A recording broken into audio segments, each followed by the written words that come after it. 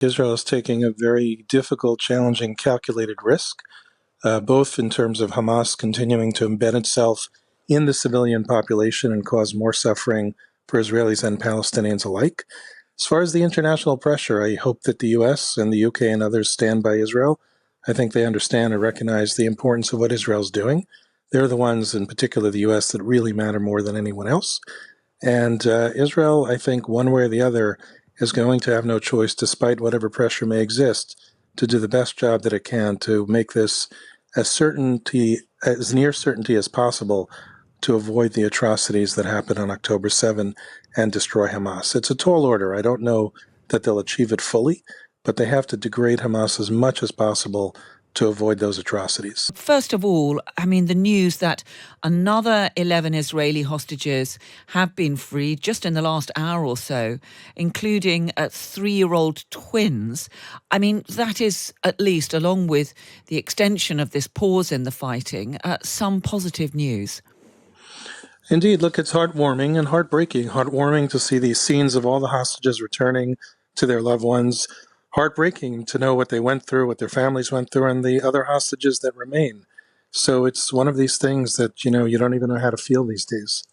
Yes, and we're looking at the front page of tomorrow's Times here in the UK, shows a picture of a little 4-year-old, Abigail Eden, who was one of those released in the earlier batch today. She is free, she's with her aunt, but her parents were killed in that initial Hamas attack. These next 2 days of truce, how much difference do you think that's going to make overall? Well, for the hostage families and the hostages, I think it's going to be terrific. And I applaud the Biden administration, the state of Qatar, Israel, for being able to get more of these hostages out. And in the end, though, I think what the IDF is saying is correct. Israel can't live like this anymore. So while it's important to get the hostages out, it's important to give relief to innocent Palestinians with aid, Israel has no choice but to continue to uproot and destroy Hamas as best as they possibly can. Isn't it, though, going to be even harder for Israeli forces to resume their military offensive after the next couple of days, perhaps a little longer, if a further extension is agreed?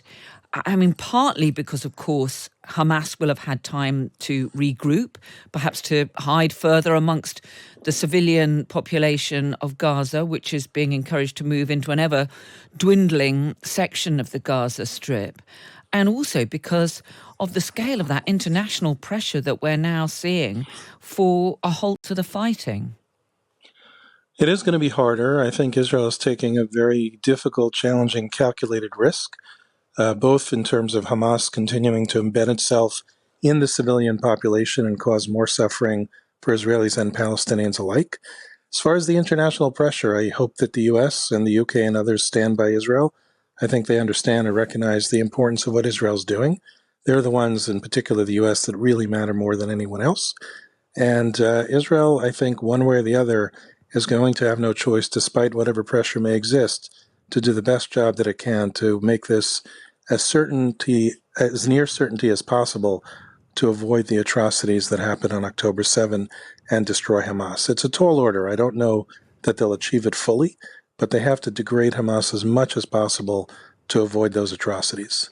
Yeah, I mean, we heard John Kirby talking about the involvement of the Biden administration. What do you know about the way these negotiations have been conducted, which has led to these further releases tonight? I don't know a lot. What I do know is they're painstaking, they're difficult, they're challenging. You're dealing with a terrorist organization who wants to continue in its quest to destroy Israel. While I'm grateful that Hamas released the hostages, I have no compunction to say that they're not doing it because they feel bad for the hostages. They're doing it to use the hostages to their own advantage.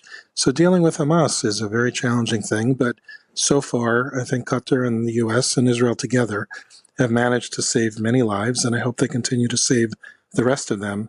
And then I hope that Israel does what it needs to do for the benefit of Israel and the Palestinians.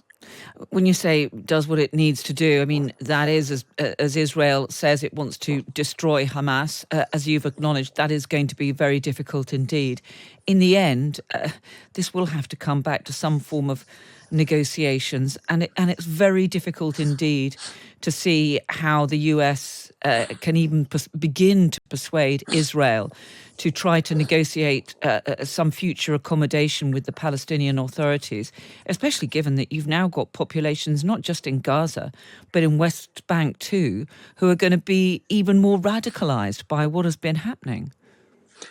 That's 100% true. And look, the Palestinian Authority is not capable of governing Gaza. It's barely capable of governing the West Bank areas that it controls.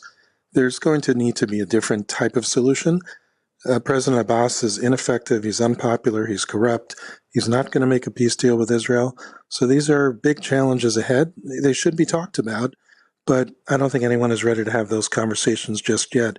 We're certainly ready to face the reality that there are no good solutions at the moment, other than understanding that the Palestinians need new leadership that could unite people in terms of a future and not in terms of destroying Israel. Jason Greenblatt, former White House envoy to the Middle East. Really good to speak to you. Thanks so much.